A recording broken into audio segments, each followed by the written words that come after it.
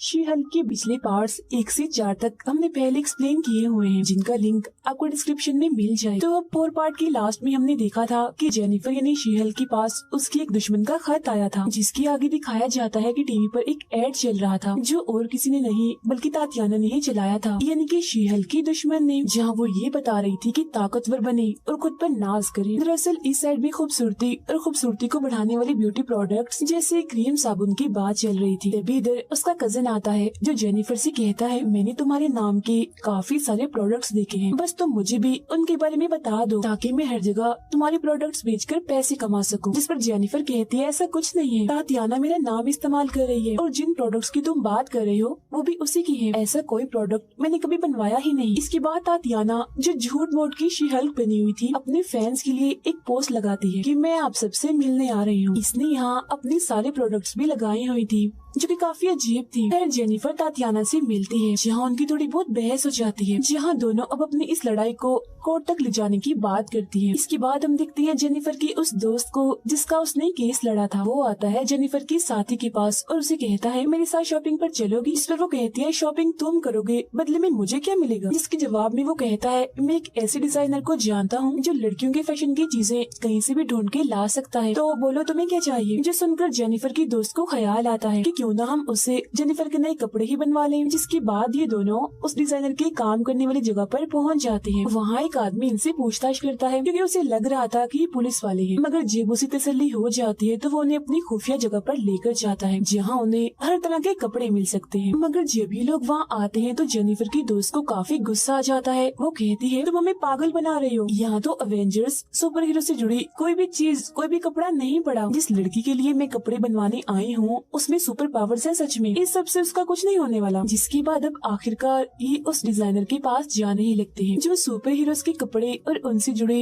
हर चीज बनाया करता था। जब ये लोग लिफ्ट के जरिए उसके पास जा रहे थे तो वो इनसे पूछता है, तुम यहाँ किसके लिए कपड़े बनवाने आए हो? जिस पर जेनिफर की दोस्त कहती है, शी हल्क के लिए, जो हल्क की बहन है। इस पर वो कहता है, ओके ठीक है, 15 मिनट इंतजार करो फिर अंदर आ जाना। जो सुनकर दोनों खुशी में नाचने लगते हैं। इसके बाद जेनिफर और तातियाना का केस अदालत में पहुंच जाता है, जहां वो दोनों और सारे वकील भी आए हुए थे, जहां ये फैसला किया जाता है कि अगली सुनवाई थर्सडे को होगी। अब जेनिफर यानी शी हल्क अपना सूट लेने डिजाइनर के पास पहुंच जाती है। डिजाइनर पूछता है, आपको कैसा सूट चाहिए? जेनिफर कहती है, ऐसा कुछ बना दो जो मैं ऑफिस में पहन लूं। जो सुन डिजाइनर को गुस्सा आ जाता है। वो कहता है, मेरे सूट पहनकर सुपर हीरोज लड़ाई करते हैं और तुम वही सूट पहनकर ऑफिस जाओगी? वो कमाल करती हो, तुम ऐसा करो यहाँ से चले ही जाओ। जो सुन जेनिफर की दोस्त कहती है, अरे अरे बात सुनो, ये शी हल्क है, हल्क की बहन, उसके लिए तो तुमने कुछ बनाया नहीं, तो इसके लिए ही बना दो और खूब नाम कमाओ। तब आखिरकार वो उसका साइज लेकर उसके लिए सूट बनाने के लिए तैयार हो जाता है। फिर जब भी दोनों बाहर बैठकर खाना खा रही थी तो जेनिफर को याद आता है कि अगर हमें शी हल्क वाला केस जीतना है तो हमारे पास ज्यादा गवाह होने चाहिए और ज्यादा गवाह हमें उस वेबसाइट से मिल सकते हैं जहाँ से मैंने अपने लिए लड़का ढूंढा था और उनसे मैं मिलने गई थी। और अब जब सुनवाई का दिन आता है तो वो 4 लोग भी आ जाते हैं जो जेनिफर से नहीं बल्कि शी हल्क से मिले थे शादी के लिए। हर कोई एक एक करके अपनी गवाही देता है। जिसके बाद ये बात सामने आती है कि शी हल्क का नाम तातियाना से पहले जेनिफर को ही मिल चुका था, जहाँ उसने इस नाम को अपना कर अपनी एक अलग पहचान बना ली थी। जिसके बाद ये केस जेनिफर के हक में जाता है और वो जीत जाती है। और वो केस जीत तो गई थी, मगर उसे इस बात का दुख था कि जिन 4 लोगों ने गवाही दी उन्होंने कभी जेनिफर को पसंद किया ही नहीं, बल्कि वो तो सिर्फ शी हल्क को ही चाहते थे। जीतने की खुशी में वो अपने लॉयर के साथ एक बार में जाती है, जहाँ लॉयर कहती है, तुम काम तो अच्छा करती हो, वैसे भी अच्छी हो यार, मगर तुम कपड़े अच्छे नहीं पहनती। कपड़ों से उसे याद आता है, ओ हाँ, डिजाइनर ने मेरे कपड़े बना दिए होंगे। जिसके फौरन बाद वो पहुंच जाती है डिजाइनर के पास कपड़े लेने के लिए, जहाँ वो उसे 2 सूट देता है, एक ऑफिस के हिसाब से और एक लड़ाई के हिसाब से। मगर यही हम देखते हैं कि एक और सुपर हीरो का सूट भी पड़ा हुआ था जिसे पैक किया हुआ था ले जाने के लिए। फिर अब जेनिफर के पास उसकी सबसे अच्छी दोस्त की शादी का कार्ड आता है,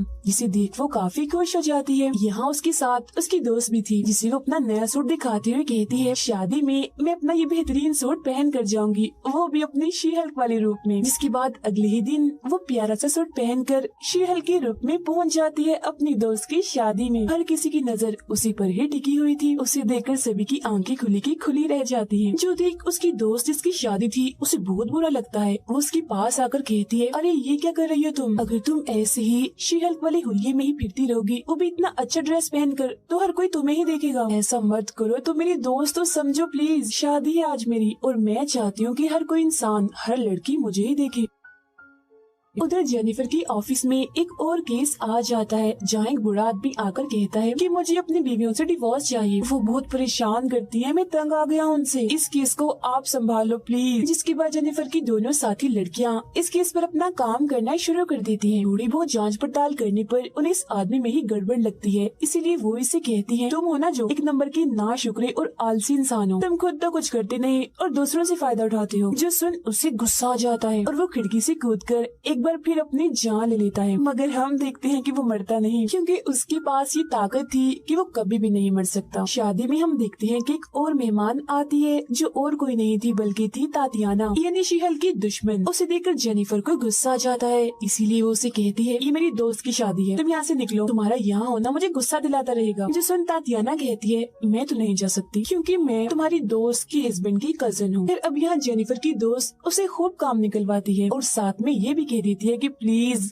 शी-हल्क मत बनना पूरी शादी में। उधर उस बूढ़े आदमी का केस चल रहा था जहाँ उसकी सारी बीवियाँ आई हुई थी और अपनी अपनी शिकायतें भी कर रही थी जो उन्हें अपने हस्बैंड से थी। वो अपने हस्बैंड पर केस भी करने आई थी। उनकी सारी बातें सुनकर जेनिफर की दोनों साथी लॉयर उस बूढ़े आदमी से कहती हैं, सर देख लें, आपको इस केस से निकाल तो देंगे मगर आपको भारी कीमत देनी पड़ेगी। मगर यहाँ वो कुछ नहीं कहता। थोड़ी नोकझोंक के बाद ये केस उसकी बीवियों के हक में चला जाता है। तो बूढ़ा आदमी अपनी बीवियों से माफी मांगता है और सब यहाँ से चले जाते हैं। उधर शादी में जेनिफर की मुलाकात एक लड़के से होती है जिसका नाम जोश था। उसे देखने से लग रहा था कि वो जेनिफर को पसंद करता है। अब तातियाना भी बाज नहीं आती। वो जेनिफर को काफी परेशान करती है, उसे काफी मारती है और कहती है, जल्दी करो, अपने शी-हल्क के रूप में आओ, मैं तुमसे लड़ना चाहती हूँ। तातियाना को उस पर इसलिए गुस्सा था कि शी-हल्क का नाम भी इसने ले लिया, ऊपर से केस भी जीत गई। और जेनिफर ने अपनी दोस्त से वादा किया था कि वो पूरी शादी में शी-हल्क नहीं बनेगी। मगर अब बेचारी वो करती भी तो क्या, उसे मार पड़ रही थी, इसीलिए उसे अपने शी-हल्क वाले रूप में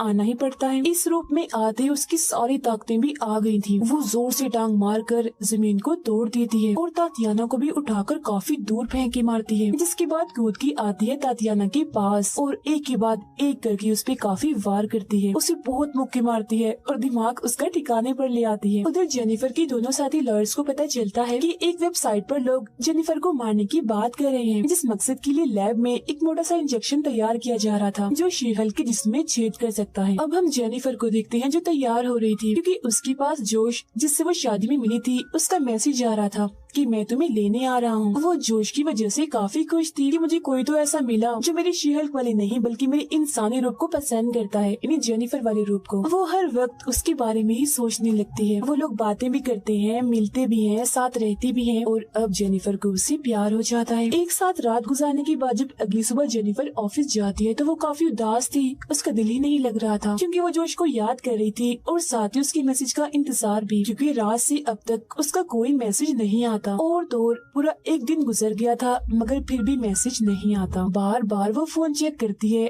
मगर कोई मैसेज नहीं आया था। और फिर तभी उसके पास एक ऑफिसर का फोन आता है जो बताता है कि एमिल यानी अबोमिनेशन की जो डिवाइस थी उसमें कोई खराबी हो गई है। पुलिस तो संडे की वजह से वहाँ जाएगी नहीं, तो क्यों ना हम दोनों वहाँ जाकर चेक करें कि क्या सच में उसने कोई असूल तोड़ा है या उसकी डिवाइस में कोई खराबी आ गई है। अब जोश की वजह से वो जाना तो नहीं चाहती थी मगर ये उसका काम था तो उसे जाना ही पड़ता है। और अगले ही दिन वो और ऑफिसर एमिल के घर पहुंच जाते हैं मगर जब भी एमिल की डिवाइस चेक करते हैं तो उन्हें कोई खास जानकारी नहीं मिलती। तब एमिल भी उन्हें बताता है कि ये छोटा सा करंट था, आपको लगा होगा कि मैं यहाँ से भाग गया हूँ, नहीं नहीं ऐसा कुछ नहीं है, मैं यही हूँ। उसकी ये बात सुनकर ऑफिसर को यकीन आ जाता है और वो यहाँ से निकल जाता है। जिसके बाद एमिल और जेनिफर आपस में बातें करने लगते हैं। वो उसे कहती है कि कोई भी असूल कभी मत तोड़ना क्योंकि अगर तुमने ऐसा किया तो जहाँ से आए हो मतलब कि जेल से वापस वहीं डाल दिए जाओगे। अब तभी यहाँ दो अनजान सुपर हीरोज के बीच लड़ाई लड़ाई छिड़ जाती है और वो जेनिफर की गाड़ी पे आके गिरते हैं, जिससे उसे गुस्सा आ जाता है और वो उनमें से एक को उठाकर फेंक देती है। मगर जब अपनी गाड़ी की हालत देखती है तो दंग रह जाती है, क्योंकि गाड़ी का तो बुरा हाल हो गया था। तब यहाँ एमी आकर कहता है, हाँ ये मेरे ही लोग हैं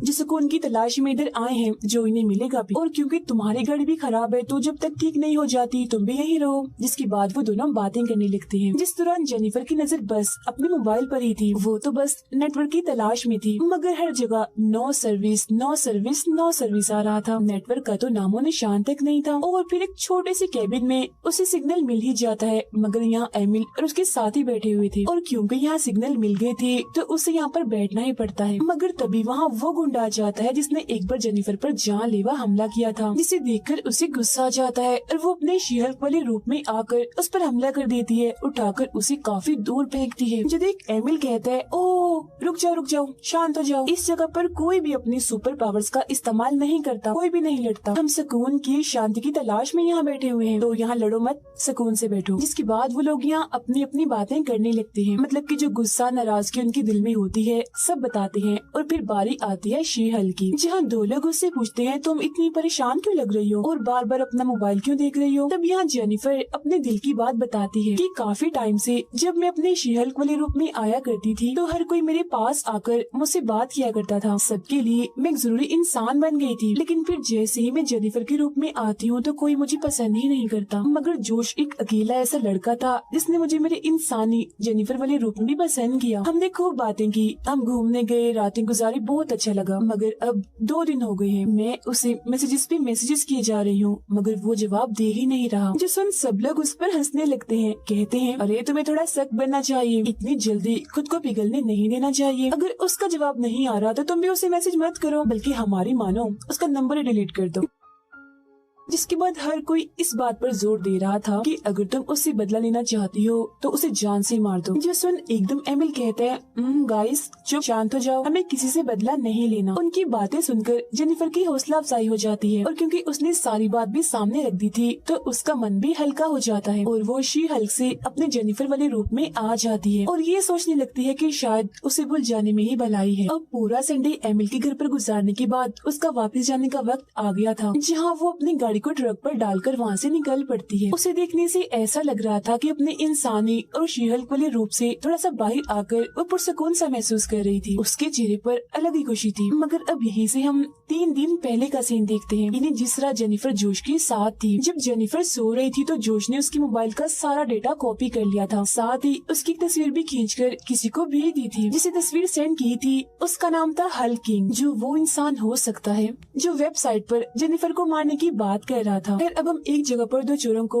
चोरी करता हुआ देखते हैं, मगर फिर तभी इधर एक फनी सुपर हीरो जिसकी हरकतें थोड़ी बहुत बच्चों जैसी थी वो आता है, जिसका नाम ली फ्रॉग था। वो उन चोरों से काफी लड़ता तो है, मगर बेचारा मार ही खाता है। लेकिन फिर भी वो रुकता नहीं और अपने तेज टेम्परेचर जो आग पैदा करते थे उन जूतों का इस्तेमाल करने लगता है, मगर खुद ही गिर जाता है। और फिर तभी उसके जूतों में आग जलने लगती है, जिससे उसे वैसे तो चोट लगती ही है, साथ ही जूते जलने की वजह से उसके पैसों का नुकसान भी हो जाता है। इसीलिए वो सीधा पहुँच जाता है लॉयर जेनिफर के पास, मतलब कि शी-हल्क के पास, और कहता है कि मुझे इंसाफ चाहिए, साथ ही जो मेरा नुकसान हुआ है उसकी भरपाई भी। जो सुन जेनिफर कहती है, हाँ केस तो करना पड़ेगा, मगर जूते बनाने वाले पर। क्यों, उसने तुम्हें खराब जूते दिए, तो क्या मैं उसका नाम जान सकती हूँ? और जैसे वो नाम बताता है शी-हल्क काफी हैरान रह जाती है, क्योंकि ये वही डिजाइनर था जिसने इसके कपड़े भी डिजाइन किए थे। और वो बेचारी यहाँ फंस गई थी, इसीलिए अपने सीनियर ऑफिसर के पास जाती है और पूछती है, सर प्लीज मुझे थोड़ी फेवर दीजिए, या मैं ये केस ना लड़ूं, या फिर आप इस केस को किसी और वकील को दे दो, क्योंकि वो डिजाइनर तो मेरे कपड़े भी बनाता है। अगर मैं ही उसके खिलाफ केस लड़ूंगी तो ये तो मेरा भी नुकसान है। जो सन ऑफिसरों से सीधे ये सलाह देते हैं कि हो सके तो इस केस को तुम बाहर ही निपटा लो, कोर्ट तक लेकर ही ना आओ। जिसके बाद वो फौरन उस डिजाइनर के पास पहुंच जाती है और उसे कहती है कि एक सुपर हीरो ने तुम पर केस किया है, मगर मैं जानती हूँ कि तुम एक अच्छे इंसान हो, दिल के साफ हो, तो तुम किसी का नुकसान भी नहीं कर सकते। तो अगर तुम मेरे उस क्लाइंट को उसके पैसे वापस कर दो तो हम इस केस को यही रफा दफा कर सकते हैं। लेकिन ये सुनकर डिजाइनर को गुस्सा आ जाता है और वो जेनिफर का पार्टी में जाने वाला सूट जिसे वो अभी बना रहा था उसे फाड़ देता है, जो देखकर जेनिफर का गुस्सा भी हद से बढ़ जाता है। इसीलिए वो कहती है कि ठीक है फिर अब मैं तुम्हें कोर्ट में ही देख लूंगी। जिसके बाद अगले दिन हम कोर्ट कोर्ट का सीन देखते हैं, जहाँ अब एक और सुपर हीरो आता है जिसका नाम मैट मर्डॉक है, जो असल में डिजाइनर का वकील बन के आया था। फिर अब जैसे केस शुरू होता है तो जेनिफर बताती है कि इस डिजाइनर ने अभी तक जितने भी कपड़े चीजें बनाई हैं, लोगों को हमेशा उसी मसलों और मुश्किलात का सामना ही करना पड़ा। जिस पर मर्डॉक कहता है कि गलती इधर लीफ रो की है, इसने अपने जूतों में पेट्रोल भरवाया ही क्यों था और उन्हें इतना हाई टेम्परेचर पर क्यों रखवाया। डिजाइनर भी बोलता है हालांकि मैंने भी इसे ऐसा करने से मना किया था, मगर इसने जिद करके